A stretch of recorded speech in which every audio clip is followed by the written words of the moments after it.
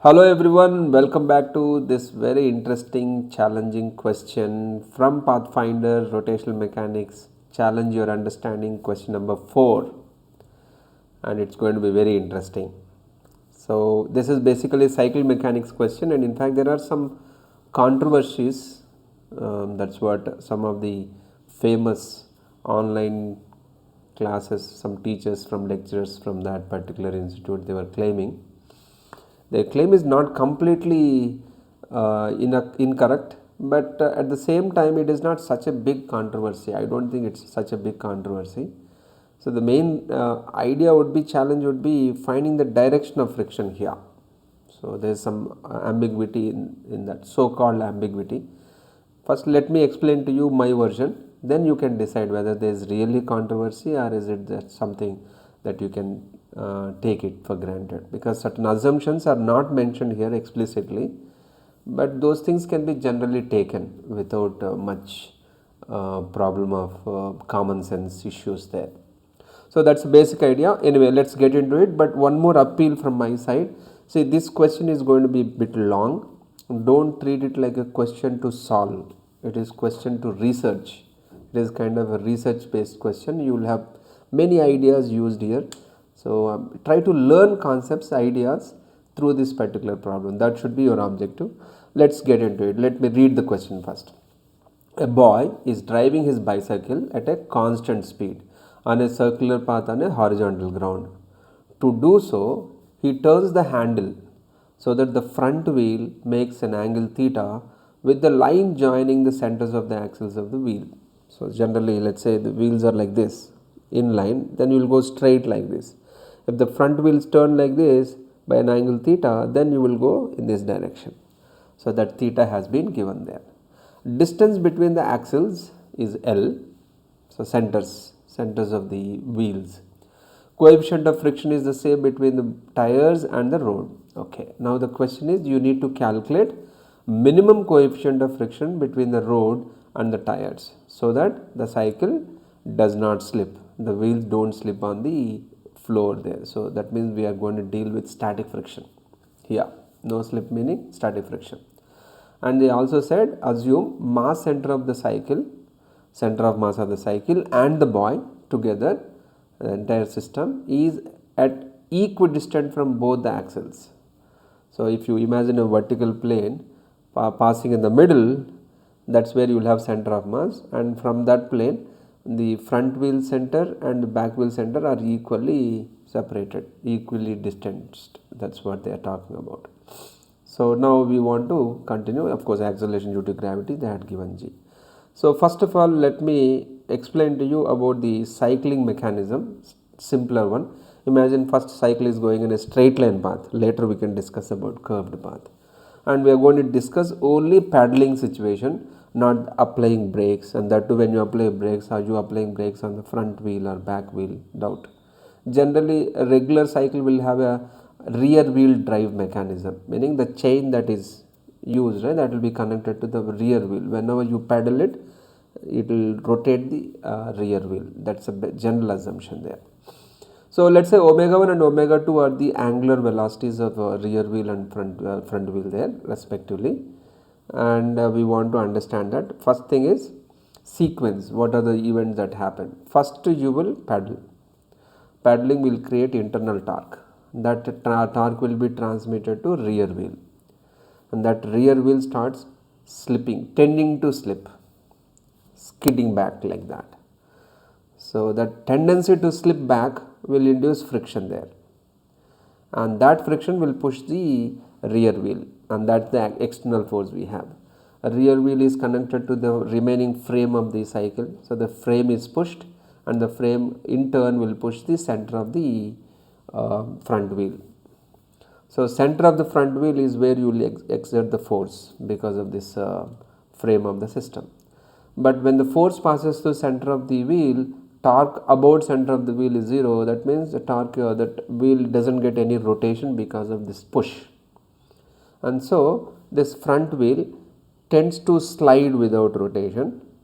When it slides without rotation, there is a friction at the on the floor which is trying to oppose it back. So you create a friction on the front wheel also. So this is the overall sequence of events happening. That means there are two frictions here. One is on the rear wheel trying to move it in forward direction. The other one is on the front wheel there. So you look at the cause effect relation here. Torque induces slipping in the rear wheel. That tendency to slip in the rear wheel induces friction 1, and that is opposite to that. That friction 1 will push the vehicle, and front wheel also gets a force at the center.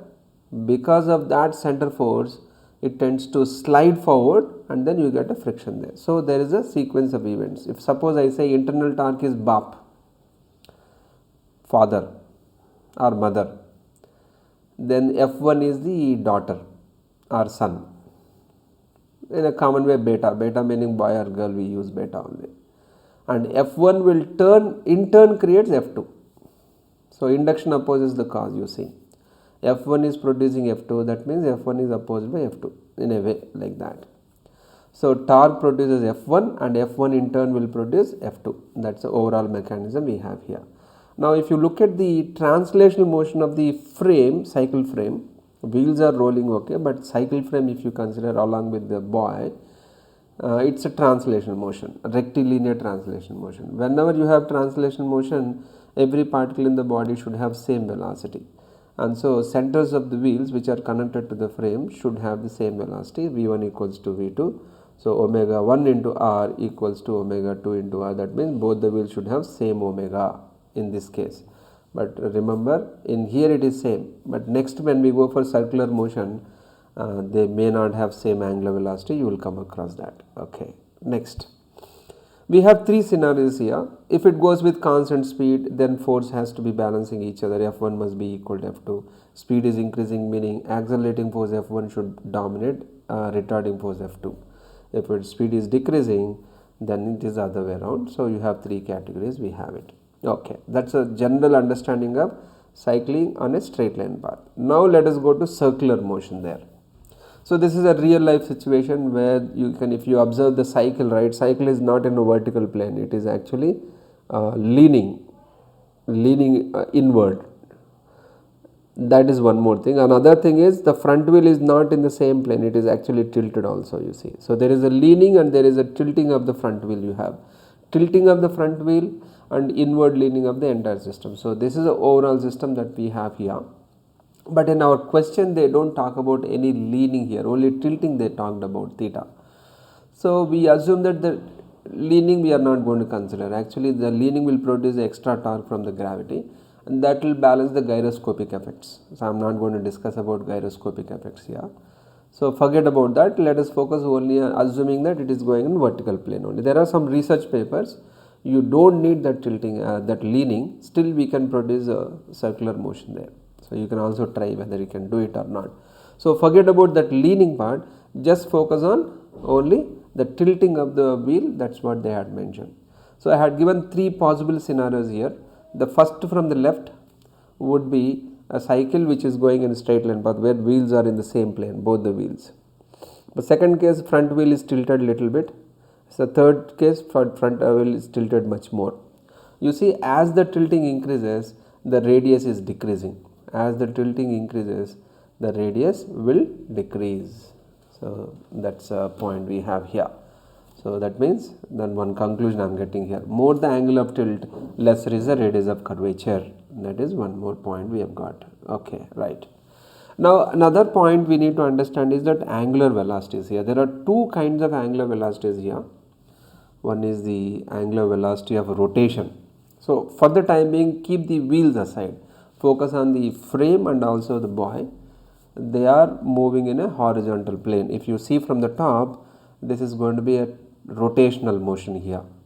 So now you see the front wheel is going, the center of the front wheel is going in a circle of radius R2, and the center of the rear wheel is going in a circle of radius R2, R1, and center of the system, center of mass of the system, if I look at from only top view, it is going in a circle of radius R. So O is the center in a way, but its axis of rotation will be perpendicular to the plane of the screen and passing through O. So this is actually fixed axis rotation.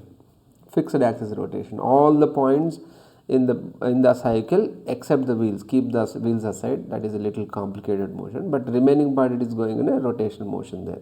So we have rotational angular velocity there, omega. Okay, now if you look at only rotational motion and velocities, if you try to understand, these centers of the wheels and also center of mass will have velocities tangentially. They all go in concentric circles, r1, r2 and r. v1 equal to r1 into omega, v2 equal to r2 into omega, vc equal to r into omega, and so on you have it. Now if you focus on the wheels, in addition to this rotation, wheels also have extra omega, that is going to be spin angular momentum.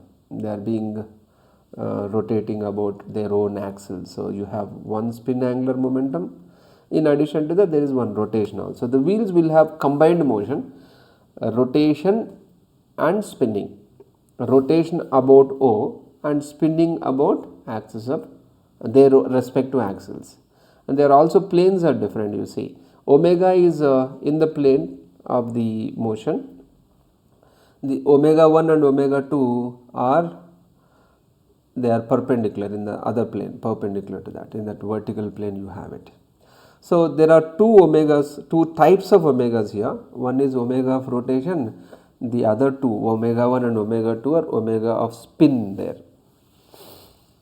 Now let's little bit write a quantitative relations. We have understood that already. So velocities are proportional to radii of curvature.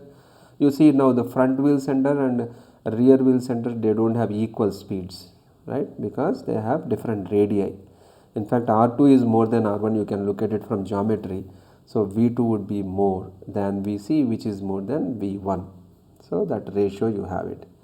Then if you look at the spin motion, the same V1 can also be written as R into omega 1 because of the spin, and same V2 can also be written as R into omega 2, where I am taking small r as the radius of the wheels. Capital R's are radius of curvatures there. Now combining these two, I will have a ratio of the omegas also. Omega 1 and omega 2, they are not equal, they are proportional to their radii.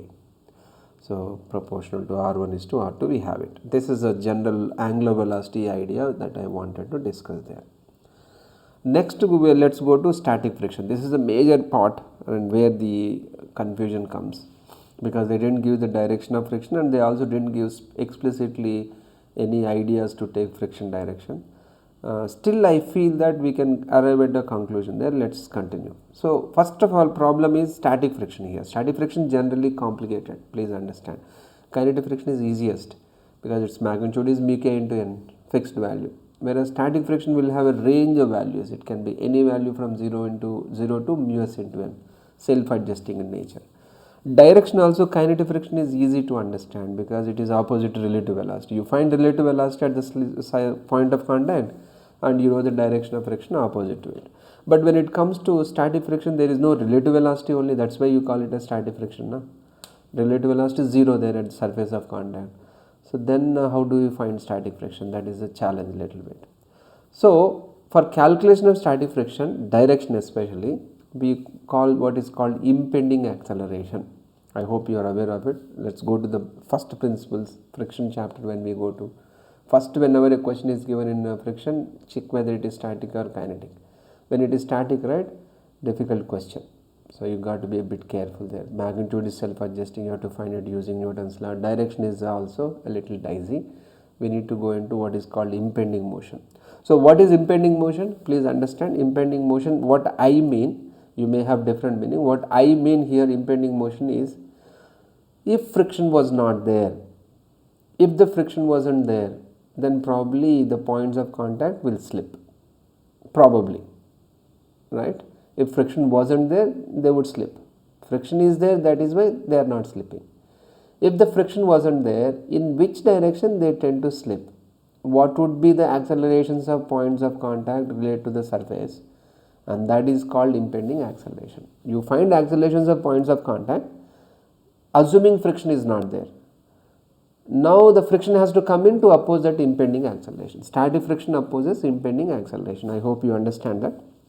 Now go back to the same diagram here. Now P1 and P2, these are not the centers of the wheel, these are the points of contact with the floor, P1 and P2.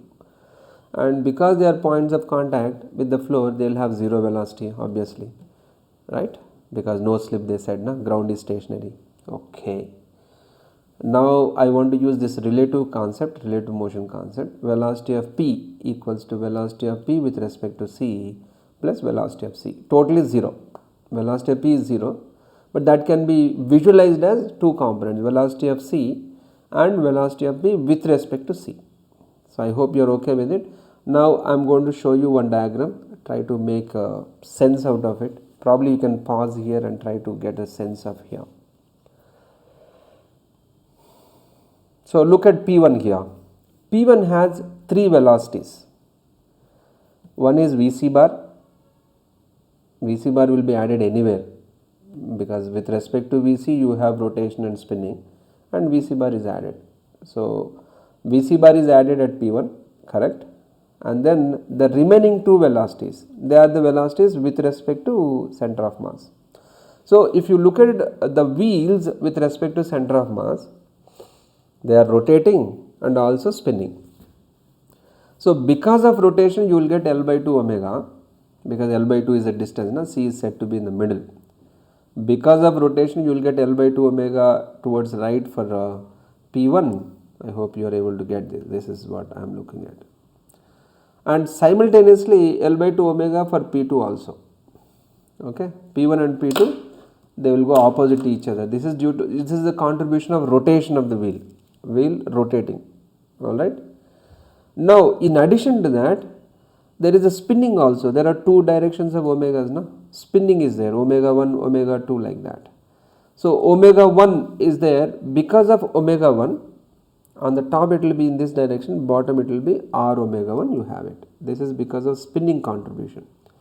So with respect to center of mass you have rotation as well as spinning.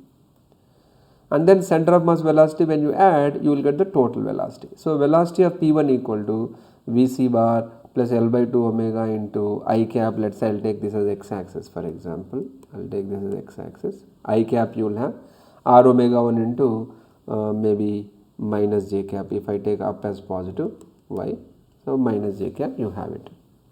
So net has to be 0. Total velocity is 0, but we can resolve that into components like this. Okay, so there are totally three components. One is VCM, the other two are the relative velocities with respect to center of mass. One corresponds to rotation, that is L by 2 omega, other corresponds to spinning, that is R into omega 1. Now let's go to point P2 also. L by 2 omega because of rotation, and spinning R omega 2. R omega 2 would be parallel to the plane of the wheel. R omega 2 would be parallel to plane of the wheel. I hope you are able to understand that. So let me put a laser or whatever it is. So this is the direction we have now, along that direction. You see R omega 2 will be in that plane. The plane makes an angle theta, that is why this R omega 2 also makes an angle theta there. Okay, VC is VC anyway, same direction. L by 2 omega is perpendicular to the line P1, P2. So combining these three vectors will give you velocity of P2, which is 0 because P2 is stationary, and so net has to be 0 there. VC bar plus these two vectors added vectorially, you will get the total velocity 0. So this is what I want to look at it. I hope you are okay with it. If you have any comments, doubts and all, put it in the comment box. I will definitely go back to every comment and I make sure that I will be able to give a explanation to you in a very systematic way as much as possible. Okay, then let's go to the next slide here. So now one more concept I am going to discuss here, that is about rate of change of rotating vector. This is a very important concept.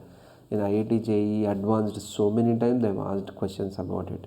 Rate of change of a rotating vector, lot of times they have asked. So what is it? Suppose I have a vector A bar which is rotating with an angular velocity omega. Okay, so now we want to find a rate of change of vector there, dA bar by dt. So this change will have two components. One is due to change in magnitude, that is dA by dt, and the other is due to change in direction. Because of the change in magnitude, the rate of change is dA by dt into A cap, where A cap is unit vector. Because of rotation, only due to rotation, you will have omega bar cross A bar. Now if you take a special case where magnitude of A bar is constant, then the first term will get cancelled out, then you will be left with only the second term, omega bar cross a bar. You can use right hand thumb rule. So omega bar is out of the page and a bar is like this, so that means it is theta cap direction, and angle between omega bar and a bar is 90 because a bar is on the board and omega bar is perpendicular to the screen there. So that's what you have, omega a theta cap. See, this formula I am going to use now. Now if you go for a vector which is a velocity now, acceleration due to rotating velocity vector with magnitude constant, magnitude is not changing, only direction is changing. Let's say omega is the angular velocity of velocity vector, then its acceleration dv by dt will be omega bar cross v bar, which is omega v into theta. So same formula I am using here, just in the place of a I am keeping v. This is the acceleration due to rotating vector, only because of the rotation, no change in magnitude. So velocity, when it rotates, it produces acceleration, and that acceleration is perpendicular to velocity. You see, acceleration is in this direction. Acceleration perpendicular to velocity comes because of rotation of velocity. This is one important concept. I hope you understand that. I will repeat once again. Acceleration which is perpendicular to velocity comes because of rotation of velocity vector. The acceleration along velocity comes because of change in magnitude of velocity vector. Okay, right. Now let's go on here. I want to find impending acceleration there. What is the meaning of impending acceleration? If the friction is not there, what will be the accelerations of P1 and P2 I want to find. Let's imagine there is a switch, you switch it off, friction is gone. Now what will happen? What are the things that would change? What are the things that would not change? We want to understand. First and foremost, from Newton's law, velocity of center of mass doesn't change, because the moment you switch off friction, the external force is gone horizontally. Vertically mg normal reactions are there, they balance each other, so that is fine. But VCM will be constant. So VCM, whatever is the angle there, it will continue to be the same velocity. Okay. And what about omega? Omega, that is rotational omega there. Omega will also remain constant. Earlier also there was no torque, now friction is also gone, so it will continue to go with the same omega. Omega 2, if you consider, omega 2 is the front wheel angular velocity. Front wheel has frictional torque only, there is no other torque. That frame touches the wheel, but that is touching at the center. At the center, if the force is acting, torque due to that will be 0 only. So the torque on the front wheel only due to friction. Now the friction is gone, omega 2 will remain constant. Omega 2 will remain constant, and omega will remain constant, Vc will remain constant. Very good. Now what? Now what? What about omega 1? I would say omega 1 increases. Omega 1 increases there. So why should omega 1 increase? Why should omega 1 increase? Again, I am not considering gyroscopic effects here, leave that part. Only assuming that the planes are vertical. That's all. So omega 1, why should it? So you pause here and think about it. It's a very interesting point here. I would say omega 1 increases. Okay, so you would have given enough thought, but I want that you should give thought. The point is here, remember there is a boy on the bicycle. He is still paddling. So we did not ask him to stop paddling. We don't want to change anything internally. Only friction is switched off. That's all. Then we are trying to understand impending motion. If you ask him to stop the paddling, right, that means the problem itself is changed. Don't ask him to stop it. Let him continue to paddle the same way that he was doing. Now what would be the possible way the P1 can move? That's what we want to understand. So because the torque is still there, frictional torque is gone, but the internal torque because of the paddling is still there, and omega will increase, omega 1 will increase. So because omega 1 will increase, it has got angular acceleration also. So you see angular acceleration is there, because of that you get a naught there tangentially in the direction of r omega. So it is going to be like this. Very good. So that is one acceleration that is coming because of paddling. Okay, now forget about paddling part. Now look at three vectors are there, velocity vectors. Their magnitudes are okay. For the time being, magnitude of omega 1 we have already taken, the change in magnitude. Only direction let us look at now. Vc is not going to change magnitude as well as direction, so there is no effect of Vc, component of Vc having acceleration there. So forget about Vc. VC is not going to produce any acceleration. But P1 has got other two velocities. One is R omega 1 in negative y direction and L by 2 omega in positive x direction. So now as the rod rotates, as the rod is rotating with an angular velocity omega, you see that R omega 1 will rotate. R omega 1 will rotate, L by 2 omega also will rotate. R omega 1 and L by 2 omega, both of them will rotate with angular velocity omega. That is why they produce acceleration. And A1 is there because of the rotation of R omega 1, A2 is there because of the rotation of L by 2 omega. So what is the acceleration? Velocity into omega. So please remember, in the previous slide I was talking about that idea I have used. So now P1 has three components of acceleration. All these three accelerations are attributed to P only, P1. Because of paddling, A0 we got, because of rotation of R omega 1 you got A1, and because of rotation of L by 2 omega you got A2. So vectorial addition of all these three accelerations together is going to be acceleration of P1. Same way let us go to P2. P2 has no torque here, so no alpha term here, and VC is not going to change the direction as well as magnitude, so VC has no effect there. But as the rod rotates, you see that L by 2 omega rotates and also R omega 2 will rotate with the same angular velocity. So you produce accelerations because of that. So perpendicular to L by 2 omega you have A4, that is L by 2 omega into omega. Perpendicular to R omega 2 you have A3, which is R omega 2 into omega. So perpendicular to R omega 2 meaning it is radial, basically radially outward. A3 is radially outward, okay, whereas A4 is along negative y direction. So these A3 and A4 are the acceleration components of acceleration of P2. Vectorial summation of A3 and A4 gives you acceleration of P2, and that too I am talking about impending acceleration. If the friction wasn't there, then only these accelerations I am going to consider. Otherwise what happens, VC will also turn, overall net acceleration will be 0 horizontally. They may have vertical acceleration, I am not talking about vertical acceleration, I am just focusing only on slipping part here. Okay, right. So now further, now I am going to take assumptions, see whether these assumptions are reasonable or not. Mass of the wheels is not that much. See, human being, the person who is sitting there will have the majority of the mass, and that iron frame they will have also a reasonable mass. But the wheel's mass is generally very small compared, not 0, but definitely much smaller than the other parts. So assuming that mass of the wheels is small is not a big crime. I think that is okay. If I go for that idea, now I am applying a finite torque, the boy is applying a finite torque, but the mass of the wheel is very small, and so it is going to have a large alpha, tau equal to I alpha, less I and finite tau, so you will have a very large alpha. So if mass of the wheel is neglected, you see that alpha is going to be very, very large. So now if you look at the acceleration of P1, you have three contributors, A0, A1 and A2. Out of that, A0 dominates. A0 will be so large that I will neglect A1 and A2. Neglect A1 and A2. Then acceleration of P1 is approximately equal to A0. Acceleration of P1 is approximately equal to A0. So that is the impending acceleration of P1.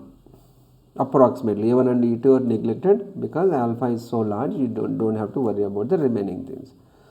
So the moment I know impending acceleration, then immediately I will tell you what is the direction of friction there. So the friction has to come now to hold that acceleration of P1. So because of P1 it is not going to slip. Alright, so P1, F1 we have calculated. F1 direction we have identified it.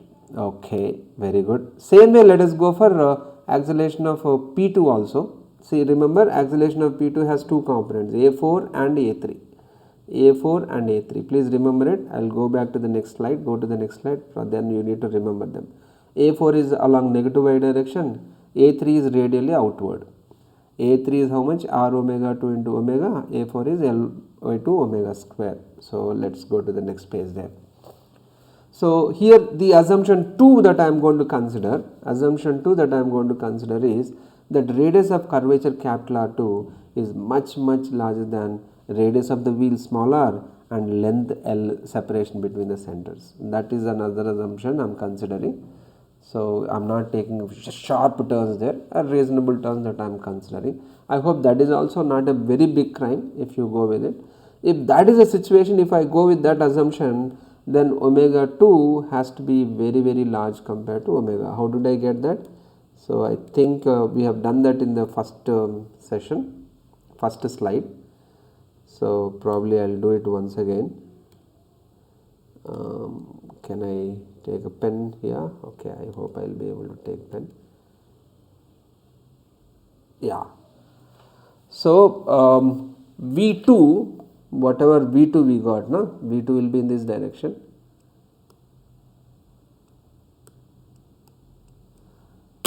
So this, the stylus, whenever I have a problem writing it, I just drop it, then it will start working properly. So V2 can be written as R2 into omega, otherwise small r into omega 2.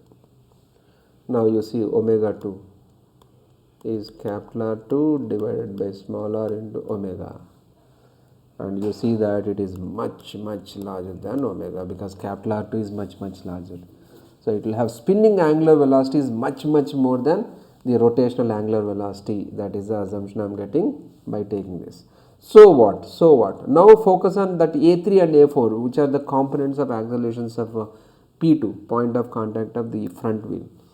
You look at A4, that is L by 2 omega square along negative y direction you had it. A3 R omega 2 into omega, which is radially outward. A3 I had mentioned it here. But now what I say is, because omega 2 is very large, I can neglect A4.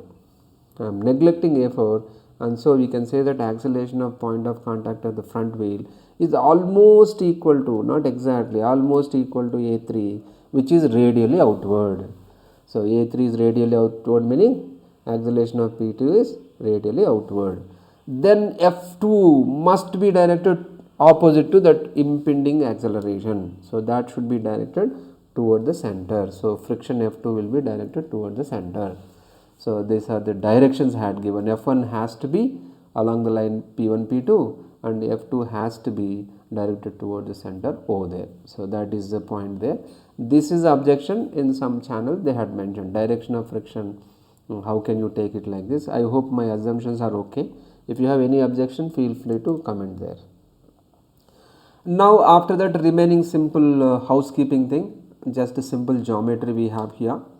First look at the bigger right angle triangle. You have sin theta equal to opposite side by hypotenuse L by R2. From there you will get R2, and you take a smaller right angle triangle, sin phi will be equal to L by 2 by R1.